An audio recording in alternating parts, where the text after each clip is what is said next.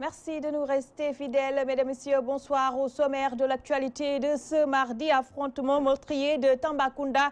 La justice ne perd pas son temps. 24 personnes parmi les éléments du PUR sont mises aux arrêts. Le procureur de Tamba affirme qu'un des partisans a été identifié comme étant celui qui a poignardé le nommé Ibrahim Diop. Les journalistes du convoi du candidat Issa Sall ont échappé lundi à une mort certaine attaquée à Tambacounda. Ils n'ont bénéficié d'aucune protection. En colère, le SYNPICS accuse l'État et les patrons de presse. Le syndicat des professionnels des médias exige l'ouverture d'une enquête sérieuse. Et puis, le candidat Macky Sall fâche les femmes de la Casamance. Le président sortant a refusé de déférer à la convocation de la plateforme des femmes pour la paix en Casamance. Les responsables de la structure ne cachent pas leur déception. Vous les entendrez dans ce journal. À suivre dans la deuxième partie, le journal de la présidentielle avec Moustapha Diop.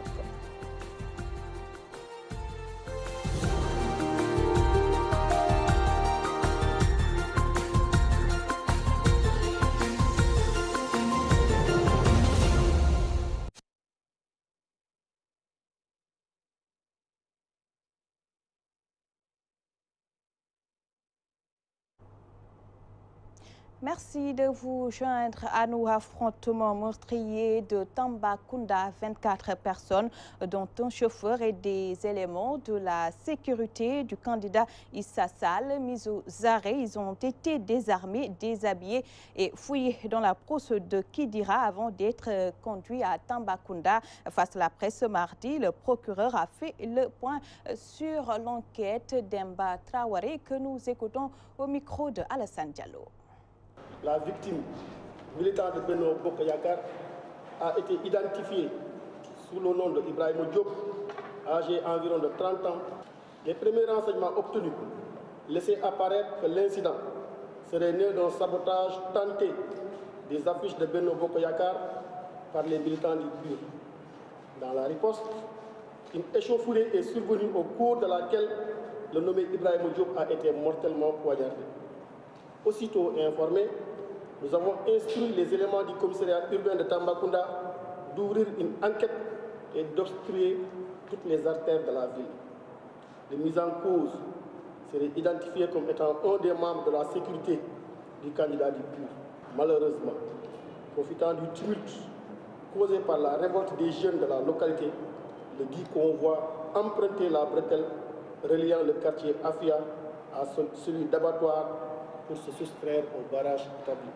Prenant la route vers Bakel, un des véhicules du cortège supposé de marque Suzuki a encore mortellement heurté un conducteur de moto Jakarta identifié sous le nom de Cheikh Touré. En réaction à cette triste tragédie, des conducteurs de moto Jakarta suivaient le cortège et, de façon incompréhensible, le bus qui transportait près d'une trentaine de journalistes avait été pris pour cible et incendié, occasionnant ainsi des blessés, dont certains sont graves. Par la même occasion, 3 autres véhicules du PUR ont été incendiés. Ils découvraient ainsi un pistolet factice et des armes blanches composées de machettes, un nombre important de poignards. Les 24 membres du cortège de la sécurité ont été interpellés, reconduits à Tambacounda et ils seront mis à la disposition du commissariat urbain pour la continuation de son enquête. Et je vous le disais, les journalistes qui étaient dans le convoi du candidat Issa Sall ont échappé de justesse à une mort certaine et pour cause. Au moment de l'attaque, ils ne bénéficiaient d'aucune protection. Ils ont eux-mêmes déroulé le film des affrontements lors de la conférence de presse du SYNPICS ce mardi. Mamadou Moustapha Gaye de Dakar Actu que nous écoutons au micro de Rohan Ndong. C'était parti d'une histoire d'affiche qui opposait les membres de la coalition Benno Bokk Yakaar qui étaient au niveau de la maison d'en face et de l'autre côté il y avait le camp des militants du PUR. Donc ces derniers, les puristes, voulaient taguer sur le mur où il y avait déjà des affiches de Benno Bokk Yakaar le logo PUR. Donc les militants de Benno se sont opposés pour dire qu'il n'était pas question de venir vandaliser le mur, d'autant plus qu'il y avait déjà leur candidat. Malheureusement, il y avait eu mort d'homme. Donc c'est véritablement de là qu'est parti, disons, le soulèvement populaire qu'on a noté là-bas. La population s'est soulevée d'un seul homme pour venir s'en prendre à la délégation, à la caravane du PUR. En ce moment, il ne faisait plus le distinguo entre les journalistes qui venaient faire leur travail de façon professionnelle et les militants du PUR. Donc, on n'a pas compris en ce moment pourquoi la presse était visée. Nos deux bus, en tout cas, étaient pratiquement la cible de ces jeunes qui étaient tantôt à bord de moto Jakarta, tantôt à pied et qui faisaient tout, en tout cas, pour faire des morts, en tout cas des blessés au niveau de la caravane. Nous, au niveau de la presse, on était derrière la caravane. Il n'y avait aucune protection autour de nous. Donc c'est en ce moment que nous-mêmes, nous avons demandé aux chauffeurs d'enlever les affiches pour que les populations ne nous prennent pas pour cible. Donc là, tout est parti en vrille. La caravane a fait demi-tour pour essayer de trouver une autre issue. Les jeunes ont fait un forcing et ils ont commencé à attaquer la caravane. Les gendarmes, les policiers, en tout cas en ce moment, je ne saurais l'expliquer, sont restés assez inactifs. Je ne sais pas pourquoi. Il n'y a pas eu de gaz lacrymogène lancé, il n'y a pas eu de tentative de contenir la foule. Donc on a fait demi-tour et c'était le sauve-qui-peut. Et les jeunes s'étaient coordonnés, parce que ça aussi, il faut le souligner, ils étaient extrêmement organisés. À chaque 100 mètres, 200 mètres, il y avait un groupe de 10, 20 jeunes qui nous attendaient, tantôt avec des Jakarta, tantôt à pied, et qui attendaient que la voiture passe, en tout cas les bus des journalistes, pour sortir de nulle part et nous attaquer. On a pris les choses à bras le corps, on a demandé aux chauffeurs de foncer sur le barrage parce qu'il y avait un barrage de Jakarta devant nous. On était encerclés de partout, il y avait des jeunes qui sortaient de nulle part, qui nous jetaient des pierres. Donc la voiture qui était devant a foncé en premier. Donc il y a eu un choc avec un pick-up qui était devant. Et malheureusement, c'est dans cette voiture qui était notre confrère Ibrahim Halil Sen qui a reçu une pierre qui a traversé la vitre pour venir le toucher en plein visage. En ce moment, le chauffeur a paniqué, il y a eu un choc. Donc nous, on est passé devant et 200 mètres plus tard, on s'est tous dit il faut qu'on s'arrête pour aller secourir nos confrères. Mamadou Moustapha Gaye qui revenait sur le film de l'attaque contre les journalistes à Tambacounda. Justement, le Synpics hausse le ton et exige l'ouverture d'une enquête afin de situer les responsabilités face à la presse ce mardi. Le syndicat des professionnels des médias tient l'État et les patrons de presse comme seul responsable de cette situation. Bamba Kassé, le secrétaire général du Synpics, est avec Rohan Dong. Nous voulons d'abord condamner de façon très vigoureuse la tentative d'assassinat, parce que c'est comme ça que nous le qualifions, qui a eu lieu hier contre un groupe de journalistes, membres de la caravane d'un des candidats à l'élection présidentielle. Nous exigeons l'ouverture d'une enquête dans les meilleurs délais et attendons que cette enquête soit menée avec célérité et dans une rigueur absolue.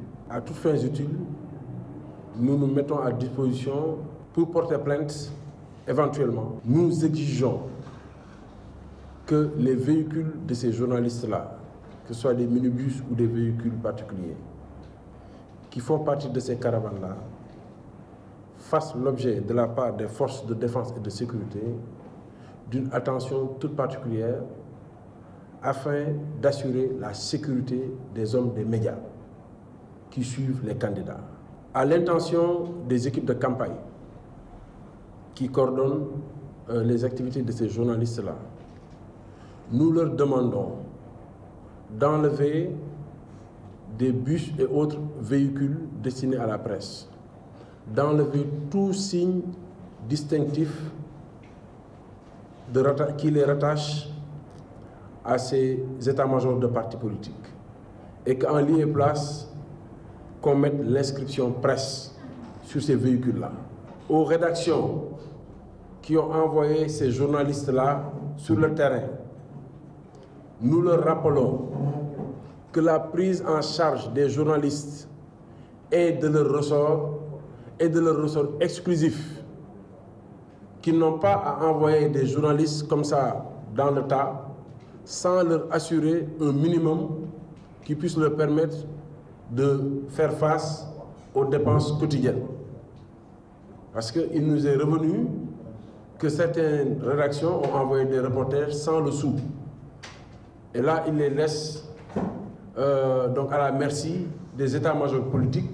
C'est un rappel que nous faisons et nous veillerons, nous vérifierons et nous reviendrons dénoncer ici toutes les rédactions qui ne respecteraient pas cette disposition. Le secrétaire général du SYNPICS qui parle de tentative d'assassinat au lendemain de l'attaque contre les journalistes. Je vous le disais aussi dans les titres auditions des candidats sur leur programme et sur la problématique de la paix en Casamance. Le candidat Macky Sall fait faux bond à la plateforme des femmes pour la paix en Casamance. Attendu devant le jury des femmes, le patron de Benno Bokk Yakaar ne s'est pas présenté devant le jury de la paix au Grand Dame des femmes. La correspondance de Amadi Khalil Djemé. Basé à Yeumbeul, les maîtres coraniques ressortissants de Tanaf appellent à des élections apaisées au cours d'une journée de prière et d'hommage aux prophètes de l'islam. Ils ont aussi réclamé le désenclavement de leur terroir. Théodore Semedo pour plus de détails. Yeumbeul Nord a refusé du monde ce samedi à l'occasion de la 4e édition de la journée de prière et d'hommage dédiée au prophète Mohammed, paix et salut sur lui. Je vais faire rassembler les gens, on va penser au prophète, on va faire des lectures du Coran. Nous n'avons rien, mais nous avons le Coran avec sa dimension et son contenu. Ça pourra nous permettre, avec l'accord du bon Dieu sur le devoir du prophète. Opportunité saisie par les organisateurs d'appeler les populations à ne pas tomber dans le piège de la violence politique durant cette campagne électorale. Ça peut se passer dans de très bonnes conditions, qu'il n'y ait pas de problème d'histoire dans cette élection. Une élection très apaisée. Là, nous prions beaucoup sur ça, parce que c'est la famille, c'est la même assiette. La situation difficile des Dara préoccupe également ces maîtres coraniques ressortissants de la Casamance.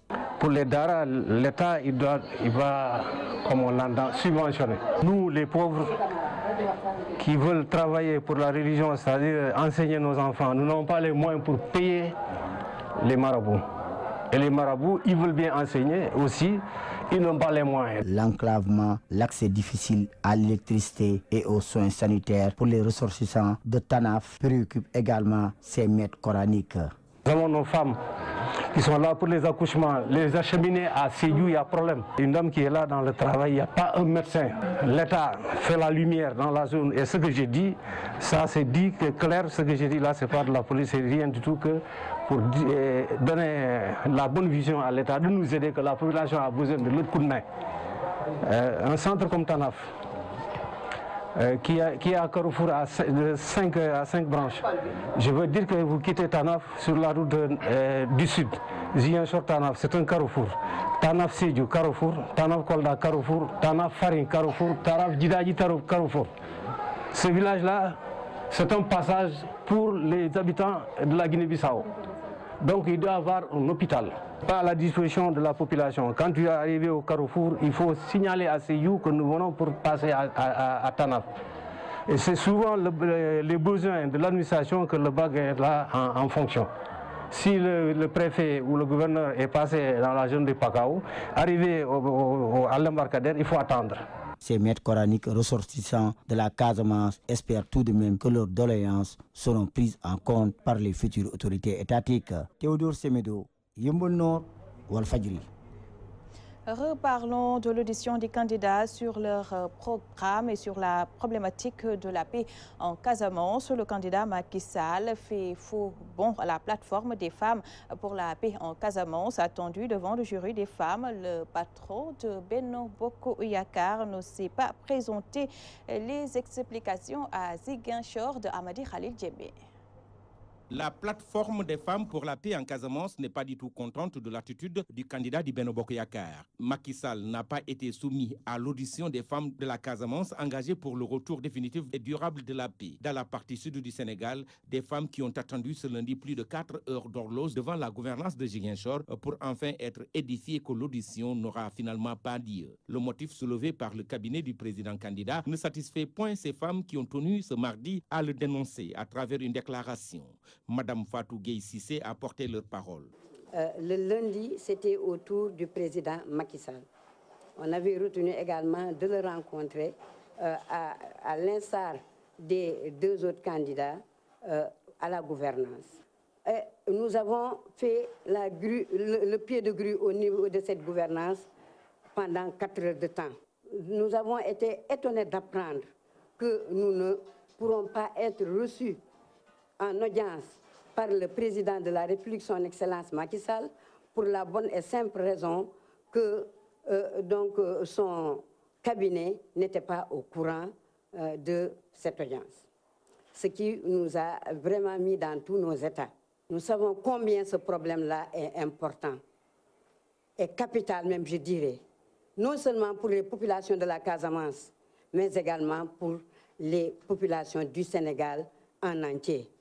Et même les populations des pays limitrophes avec qui la plateforme a régulièrement travaillé. Nous nous sommes dit, on va encaisser le coup et nous en tirerons maintenant toutes les conséquences. Voilà en gros l'essence du communiqué de presse que la plateforme a décidé de faire et d'adresser à l'ensemble des populations qui seront demain les témoins. Il s'agit pour ces femmes de la plateforme et par cette série d'auditions d'amener les candidats, une fois élus, à faire de la résolution du conflit une de leurs principales priorités. Amady Khalilou Djembe Ziguinchor pour la radio-télévision Walfadjri. Je vous le disais, Tiva Von Peul, les populations veulent prendre en charge leur destin pour développer leur localité regroupée dans une association dénommée Mon Pays, Mon Avenir. Ils ont tenu une grande rencontre pour diagnostiquer les maux de la localité. Nachib Sanya. Le mouvement Mon Pays, Mon Avenir, en croisade contre le sous-développement de Tivaouane Peulh, en assemblée générale au quartier Namora, le mouvement social s'investit d'une seule mission, faire de Tivaouane Peulh une commune comme les autres. C'est un mouvement qui a été créé aujourd'hui dans le sens du développement. Donc développer là pour du développement économique, social, culturel, sportif, mais surtout encore insister sur le social. Donc ça dit c'est une continuité. Donc là on n'a pas besoin vraiment de faire la politique pour développer son quartier ou développer sa localité. Le mouvement qui prend son élan au quartier Namora connaît bien les mots de Tivaouane Peulh et compte les régler. C'est de constater aujourd'hui un manque crucial sur le plan infrastructure. Donc il y a le problème des infrastructures, il y a le problème de la santé, la sécurité donc sanitaire, il y a pas mal de problèmes aujourd'hui que là de vivre. Donc nous a poussé aujourd'hui avec les groupements de femmes qui sont là avec les jeunes du quartier pour unir nos forces au moins pour essayer de lutter contre ça. Si vous regardez la cité Namora, il n'y a pas aujourd'hui une structure de santé. Donc ça fait partie déjà de nos priorités. Donc il y a aussi l'accès à l'eau. On n'a pas d'eau. Et vous voyez que parfois dans certaines localités, vous voyez même que les gens boivent même l'eau du puits. Et jusqu'à présent, à ce 21e siècle, si vous constatez dans certaines localités, on boit de l'eau du puits encore, à ce niveau-là, ça cause un problème. Et encore d'autres sources, il y a des zones inaccessibles. Et aujourd'hui, même quand quelqu'un est malade, il est difficile même de le faire sortir et même de lui trouver un soin adéquat. Donc, et ça, je me dis qu'en tant que fils d'ici, il est important que nous unissons nos forces pour lutter contre ça. Les populations de Tivaouane Peulh, venues largement assister à l'Assemblée générale, comptent beaucoup sur ce mouvement. Qu'elles croient qu'elle peut les aider à développer leur localité. C'est parti pour le journal de la présidentielle avec vous, Moustapha Diop. Bonsoir. Bonsoir à vous, Ramatoulaye, et bonsoir à tous. Parlons d'abord des personnes du troisième âge qui interpellent les candidats. Et c'est pour déplorer un manque d'attention et de soutien de la part des autorités. Elles se sentent, ces personnes du troisième âge, vulnérables et vivent difficilement cette situation. Elles interpellent le prochain président de la République du Sénégal pour une prise en charge optimale de leurs revendications. C'est un vox pop réalisé par Mamou Diaby Gassama. À chaque fois, on parle de l'État. Mais je crois que les collectivités locales aussi doivent pouvoir créer quelque chose pour eux, pour les personnes du troisième âge. Sinon, dans le budget, voter quelque chose qu'on va mettre dans les structures sanitaires, dans la prise en charge. Il y a des difficultés sur le plan de la santé, sur le plan social et tout. Parce que, bon, il n'y a pas une politique définie pour le troisième âge. C'est-à-dire qu'il faut créer les conditions pour que le troisième âge puisse, parce que c'est le troisième âge, doit pouvoir se reposer. Des 5 candidats, il n'y a aucun parmi eux qui a pensé à nous. Les vieux n'ont pas de relève dans les maisons. La pension est trop minime, je dis. C'est trop minime. Je voulais qu'on augmente les pensions. Les pensions, c'est des miettes. Créer un grand hôpital pour les personnes du troisième âge où il y a tous les secteurs. Le troisième âge, il y a beaucoup de cardiaques. Hein? Il y a beaucoup de cardiaques, il y a eu beaucoup d'hypertendus et tout. Maintenant, pour leur permettre de bien se soigner, il faut leur créer un hôpital beaucoup plus destiné à eux. Nous voudrions qu'ils nous assistent au niveau de tous les hôpitaux. Bon, je demande au gouvernement futur de penser au troisième âge, de leur accorder au moins une journée entière. Nous demandons quand même le gouvernement futur de nous aider sur ces 3 problèmes, santé, environnement, mental et tout ça. Les réfugiés négro-mauritaniens veulent eux aussi être intégrés dans les programmes Mustapha. Ils vivent essentiellement au nord du pays et ils interpellent les candidats sur le triste sort qui est le leur depuis les événements de mars 1989. Ils profitent donc de la campagne électorale pour interpeller leurs candidats. Pour eux, des solutions doivent être trouvées à leur situation. C'est donc Abdoulaye Diop, le responsable des réfugiés mauritaniens, qui parle au micro de Gabriel Barbier. Mon sentiment, c'est une déclaration interpellative à l'endroit de ces 5 candidats pour les présidentielles du 24 février. Parce qu'il me semble qu'ils ne sont pas préoccupés par la stabilité dans le Nord. Tout le monde sait que l'équipe précède le développement. Et je pense qu'il est normal, avec le grand nombre de réfugiés qui se trouvent de Saint-Louis à Bakel, que les candidats aient une idée par rapport à une solution définitive du problème. Et on ne peut pas à chaque fois, quand il y a escarmouche entre Mauritanie et Sénégal, on ne se penche que sur la pêche. Et le problème principal, ce n'est pas la pêche, c'est la présence des réfugiés négro-mauritaniens que le Sénégal voudrait tout faire pour que ces gens-là se naturalisent. Et nous pensons que ça va poser problème sur le foncier.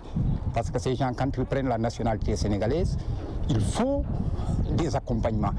Et il me semble que ces candidats n'en parlent pas et nous sommes désolés. Quelle est aujourd'hui la situation des réfugiés négro-mauritaniens au Sénégal?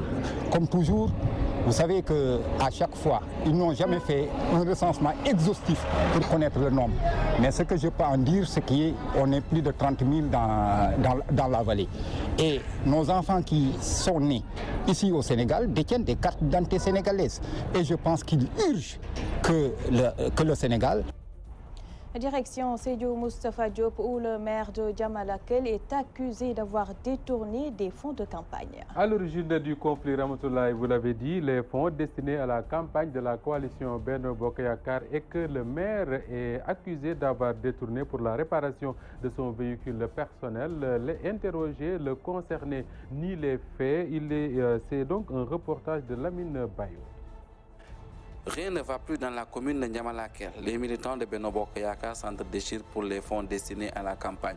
Un camp accuse le maire de la dite localité d'avoir utilisé cet argent à d'autres fins. La campagne présidentielle. Maire bi dafa jël Notre rencontre aujourd'hui, c'est vraiment montrer notre désarroi par rapport à ce que notre maire vient de faire. Il a prélevé des 4 millions qu'on nous a donné, 1 million pour la réparation de son propre véhicule et 2 millions sans qu'il a réparti entre les villages. Et nous n'avons pas compris comment cette répartition s'est faite. Au-delà de cela aussi, les t-shirts et autres, jusque-là, nous ne sommes pas entrés en possession de ça. 400 des bus du village ñu wax ma seetal ñu nga ko war a defee ma ko déedéet yéen dama bëgg ngeen wax nan la ñu ko war a defee.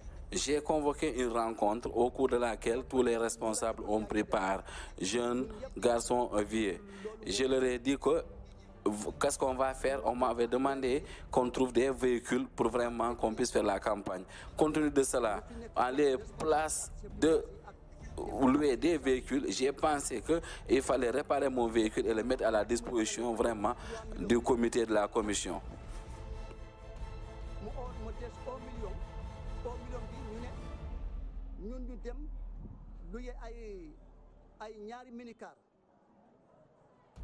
Le responsable départemental Mohamed Djeté joint au téléphone, il nous relate comment le procédé a été fait, mais dans la pratique, ils se sont rendus compte que beaucoup n'ont pas suivi les règles édictées. Cette vague de protestation découlant de la répartition jusqu'à la gestion des fonds fait rage dans la région de Sédhiou, Walfadjri Radio TV, Lamine, Bayo. La chronique de Ousmane Sène pour finir. La campagne électorale bat son plein et ses records dans l'horreur. 3 morts à Tambacounda, des éléments de la sécurité du candidat Issa Sall interpellés, des familles et des acteurs éprouvés par le manque de sécurité qui avance avec la campagne. Le Sénégal est-il sauvé des démons politiques malgré le concert d'alerte? Tentative de réponse dans cette chronique signée Ousmane Sène. La violence restera le thème le plus débattu avant la campagne électorale et reste l'écho le plus présent dans cette campagne. 3 personnes tuées à Tambacounda, d'autres arrêtées comme présumés auteurs, même si certains condamnent par avance et se condamnent eux-mêmes car ayant failli au principe élémentaire du droit qui accorde la présomption avant d'établir les preuves. Pour le moment, le seul flagrant décor qui existe reste le tableau de 3 morts, des cris de douleur des blessés, les larmes des familles éplorées et la plainte du Saint-Pix brandi pour les rescapés glorieux de la presse qui n'ont pas été épargnés par les tueurs. Ces gros bras qui, à côté de ceux qui s'amusent pour conquérir l'électorat, abusent pour combattre d'autres électeurs et finissent par tuer, tuent en même temps leur temps le plus précieux de la vie, car il n'y a plus qu'une semaine à courir avant le verdict du 24 février 2019 pour la présidentielle, mais ceux qui se croiront supra-hommes et qui ne sauraient plus tourner au rythme du cadran solaire risquent de finir parmi les petits hommes qui ne voient plus le soleil à partir de leurs cellules et pensent souvent que c'est la fin du monde alors que c'est leur monde qui finit. Le Sénégal, qu'on croyait déjà avoir échappé aux grosses pattes des démons politiques après le criblage des candidats réduits à 5 par le parrainage, n'est pas encore sorti de la gueule du loup à cause de l'argument de la force qui, en parlant, dépasse de loin la fadeur du discours vide, 1000 fois meilleur pourtant que le silence de mort. Le remède pourtant à cette violence qu'on note avec la sécurité privée peut passer par l'usage de la force publique qui peut accompagner chaque candidat, mais là on parlera comme Jacques Sancel, c'est malheureusement l'impossible solution, car la démesure n'est permise qu'aux gens mesurés, mais pourvu qu'ils inspirent confiance à toutes les parties prenantes de la compétition.